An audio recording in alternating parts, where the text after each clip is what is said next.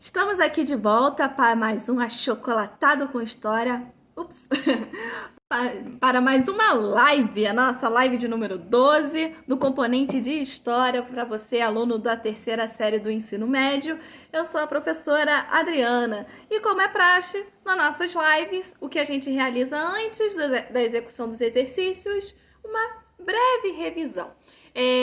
Lembrando aqui que nós estamos trabalhando com o volume 10, a unidade 44, que vai falar sobre as movimentações comunistas no mundo. Então, dando continuidade a uma série de aulas, que foi a nossa aula de número 9, a aula de número 11, que a gente falou sobre o conceito de socialismo, sobre a revolução na China, sobre as guerras que acontecem na Coreia e no Vietnã. Na nossa última aula, continuamos com um papo sobre comunismo, mas falando sobre o processo revolucionário que acontece em Cuba na década de 50 do século 20. Para falar sobre isso, a gente precisa sempre estar pensando sobre o contexto histórico e para isso a gente tem que remeter às lutas desse território por emancipação, independência. Primeiramente, essa tentativa de emancipação da Espanha,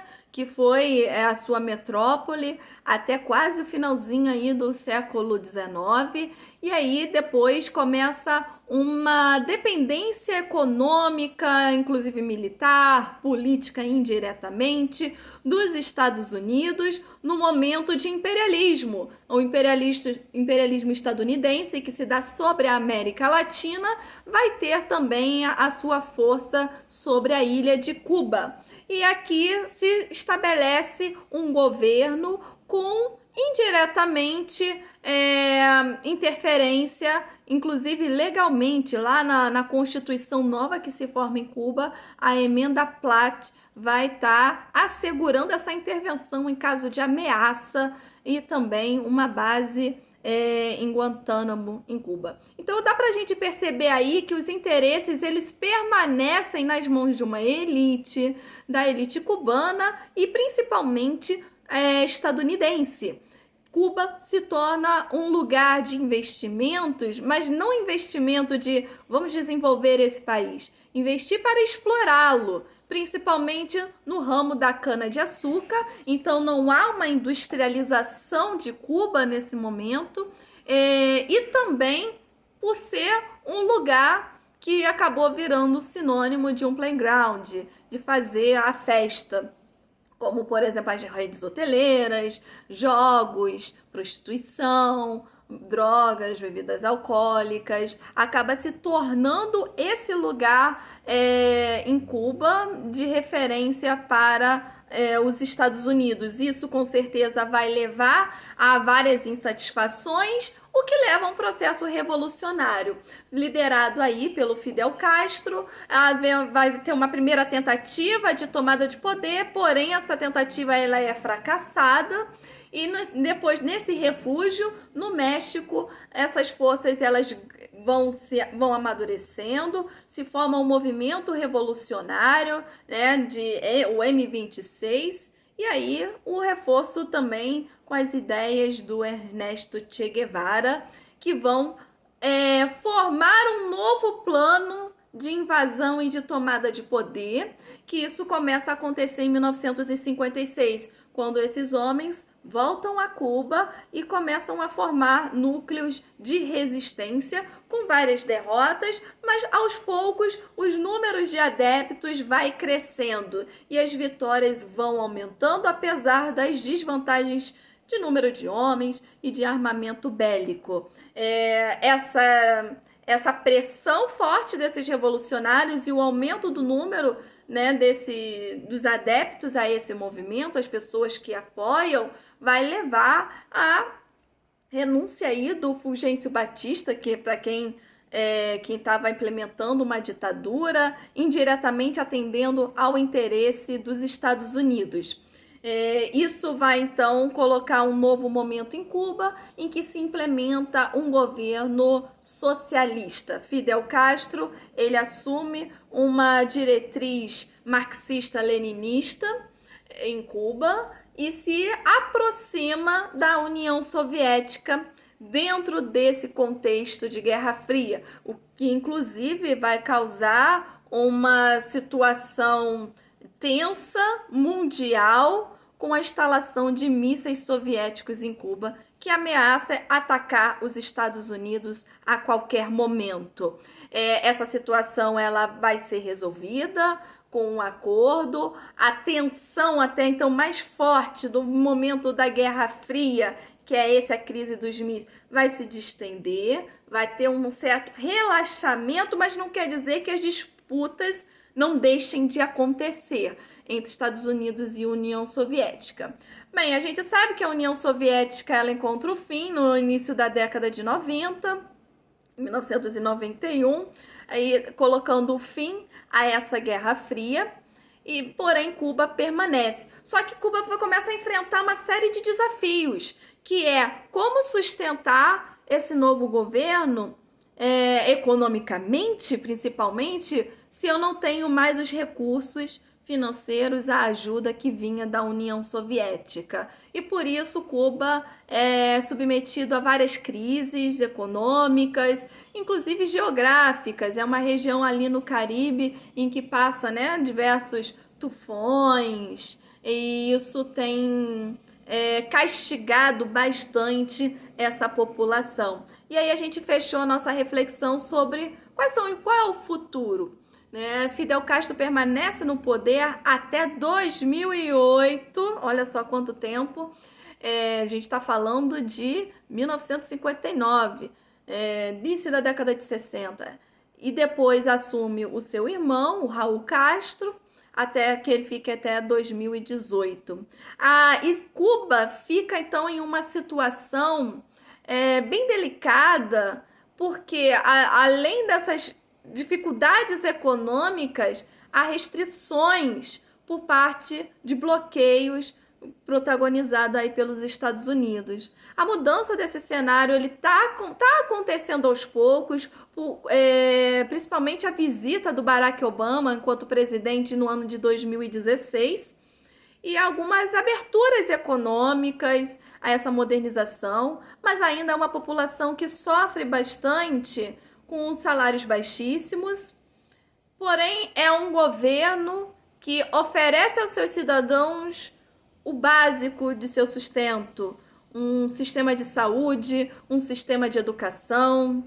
E aí, o que vale, né? O que vale pra gente, o que a gente prefere? Será que a gente prefere, tipo, um país em que a gente precisa gastar com tudo, né? A gente precisa pagar planos de saúde, pagar por uma educação, em muitos momentos.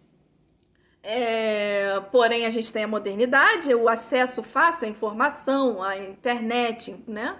No ramo da informática, a um aparelho de celular, como eu estou me comunicando com vocês. Ou o fim, uma restrição desses recursos, porém a gente tem uma maior qualidade de vida nesse parâmetro aí de educação e saúde. Difícil, né? Tomar essa decisão, e eu não quero também entrar nesse mérito de escolher um lado ou outro, mas fazer você pensar sobre. Já me delonguei bastante aqui, mas a gente tinha alguns exercícios. Vamos resolver e continuar pensando nesses assuntos. A nossa primeira atividade está lá na seção Troca de Ideias, que vai trazer 2 fragmentos de um blog denominado Geração Y, editado aí pela Ioane Sanches, que é uma cubana, então vai divulgar ao mundo as reais condições da vida na ilha de Fidel e Raul Castro. Então, o primeiro post vai dizer: se alguém viu progressos em Los Angeles, por favor, diga-me por SMS e bota o número. Internet continua inviável como uma semana atrás. Então, ela está relatando aí as dificuldades com o acesso de internet, de saber notícias sobre o mundo. Não é só o acesso à internet, mas ter informações sobre o mundo. O segundo post, eu não vou ler na íntegra aqui, por isso, se você ainda não leu, faz uma pausa agora, leia todo o texto, porque é um texto um pouquinho difícil, mas vale para a gente fazer esse exercício de interpretação, ok? Vai falar aqui lá começa dos tempos difíceis, em Cuba, mas ela vislumbra uma melhoria. Eu destaquei aqui que ela coloca assim: semearam sistematicamente entre nós o repúdio à opinião diferente. E isso não se apaga em pouco tempo. Ele falou, então ela está dizendo que há muito tempo tem essa cultura de censura, que não se pode ter uma outra opinião divergente, porque o sistema em Cuba não permite, inclusive politicamente, não permite a um outro partido político venha a se manifestar. Aí ela vai protestar, ela vai falar de um caso que viu de uma mulher, uma dona de casa, xingando pessoas que estão protestando, chamando de vermes. E ela está falando de mulheres que protestam segurando flores, porque elas estão lutando pela libertação de seus homens, pais, irmãos, maridos, filhos, que foram presos durante esse governo do Fidel Castro. Por quê? Porque eles, em algum momento, eram opositores a esse tipo de governo. Então, elas saem às ruas a protestar e uma outra parte da população fala: esses velhos, pessoal chato, ai, que pessoa chato, fica protestando, para quê? Enfim. E aí ela vai dar continuidade. Constatei como é longo o caminho da tolerância que temos pela frente. Bem atual, né? Bem assim, momento que nós estamos vivendo. Como é longo a questão da tolerância, tolerância ao que tem uma opinião política diferente, a tolerância em relação à opção sexual, tolerância em relação à cor da pele. Tudo isso é uma discussão muito atual, não é uma discussão só de Cuba. Continuando, aprender a debater sem ofender, a conviver com a pluralidade e a respeitar as diferenças terá que se constituir numa matéria obrigatória em nossas escolas. O que ela está falando? Esse respeito, essa tolerância, essa forma da gente saber lidar com essa diversidade, isso aí tem que ir para a escola. Alguém tem que ensinar isso. Será um longo processo fazer que todos entendam que a diversidade não é uma doença, mas sim um alívio. Então, ela tem uma questão política aqui em defesa a essa diversidade. Lá na frente, aqui, eu marquei mais outros trechos aqui em verde para a gente entender o contexto para responder as questões. Vai dizer o seguinte: por que não tem o valor de convidar para este aborrecido set, onde fazem um monólogo a cada tarde, ao menos um par de pessoas que pensem diferente? Ela está falando aqui de um programa de televisão chamado Mesa Redonda, em que pessoas são convidadas a falar sobre a situação, só que ela fala: isso é muito chato. Por quê? Porque não tem gente que venha falar de uma outra perspectiva diferente. Por isso, por que não convidam um outro par de gente que pense diferente? O mais tímido e moderado dos inconformados que conheço os desnudaria com um par de perguntas e com curtas frases faria cambalear sua teoria de conspiração. Então, ela dizendo que assim, a televisão transmite o que ela quer, não a televisão, mas os interesses do governo. E não vem pessoas diferentes, porque sabe que se vier alguém, qualquer pessoa, basta ser alguém que esteja inconformado com o governo, vai botar eles numa saia justa. E aí, na última frase, diz o seguinte: daí que exalta o golpe, assulam as palavras de ordem e põem uns vídeos editados para provar que o diferente tem que ser esmagado. Alimentam desse modo o fanatismo, esse germe que ameaça prolongar-se além de suas próprias vidas.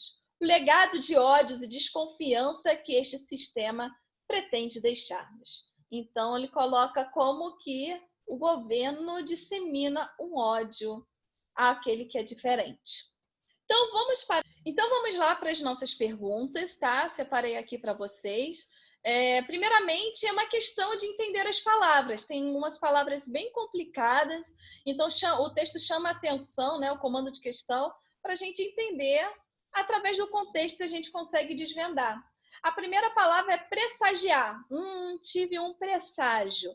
Ou, no contexto que ela está falando, o presságio de que vai ser Cuba daqui para frente. Então, pressagiar está relacionado ao adivinhar, ao profetizar, a enxergar o futuro. É um pouco nessa linha aqui, né? É aqui o modelo de resposta para que vocês possam se basear. Depois, acosso. Nossa, que palavra diferente, né? Acosso. Vai lá no texto e vê o que quer dizer acosso. Né? Ela está se referindo aí no momento, né, de perseguição, um momento de olhar para essas pessoas que continuam sendo perseguidas durante esse governo. Então, acosso aí está relacionado à palavra de perseguição. Gladiolos. Nossa, outra palavra bem diferente. As mulheres segurando gladiolos. Se você for lá ver, né, a descrição, né, daquelas mulheres que estavam protestando, elas carregam nas mãos o quê? Nas mãos o quê? Flores. Gladiolos está relacionado a flores. Sectarismo. Sectar, separar, desprezar, né? É aquilo que se coloca em relação àquele que tem opinião diferente. Então, sectarismo aí está relacionado à ideia de intolerância, né? Você coloca de lado, você não quer ver, você não tolera. É a ideia de intolerância. Estoica. Estoica vem aí um termo da filosofia, estoicismo, que está relacionado a pessoas que não se perturbam às questões da vida, aos sofrimentos. Então, dentro do contexto, no texto aí, está relacionado às opiniões que são vinculadas na televisão, né, de argumentos estoicos, ou seja, que não são abalados. Então, está relacionado aí a um contexto heróico, mas impassível. Ou seja, que mesmo com a situação de Cuba, né, da miséria, da desigualdade que está ali presente, a opinião deles não muda, é estoica.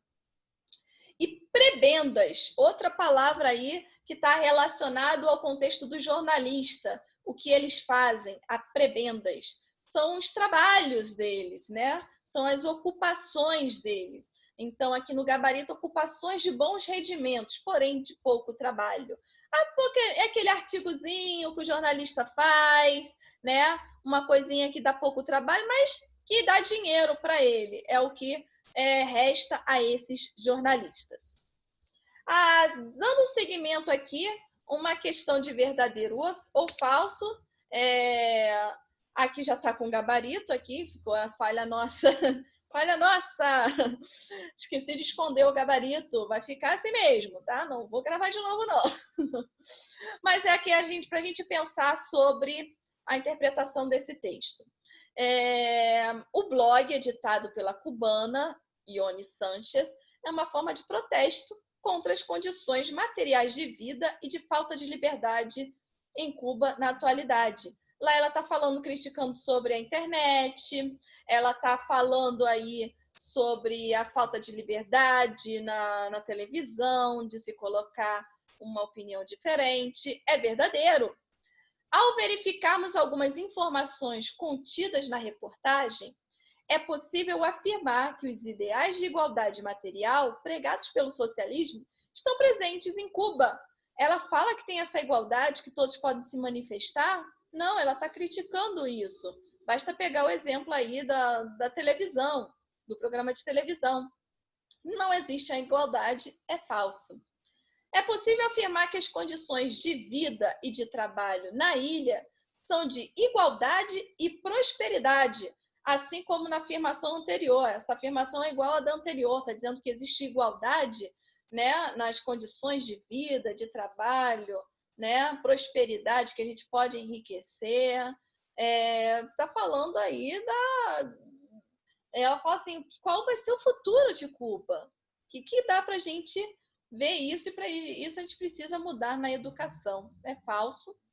O texto pode ser interpretado como comprovação de que os ideais de uma sociedade igualitária, sonhados por Marx e Engels, ainda não foram atingidos na prática. Então, ela está colocando aí que o socialismo, o que ele se propõe, que é essa igualdade, que é o que as duas afirmações estão falando, na verdade, não é uma realidade em Cuba. E isso é verdadeiro. Apesar de se dizer socialista, essa igualdade não existe. E, por fim, o fato de o blog de Ioane Sanches não poder ser lido por habitantes de Cuba denota a presença de censura e ausência de liberdade de expressão no país. Ela denuncia essa censura, né, nos programas de TV, e o próprio blog dela está dessa relação. Será que esse protesto circularia dentro de Cuba? Não, não circularia. Então, está relacionado a essa falta de liberdade de expressão, que é verdadeiro também. E aí, na letra B, vai dizer: retorne à seção Você Faz História, no seu livro. Então, você dá uma olhada lá, o que vocês responderam dentro do contexto, e que fala, você provavelmente respondeu que é muito difícil na atualidade no Brasil, né, um governo implantar um governo ditatorial.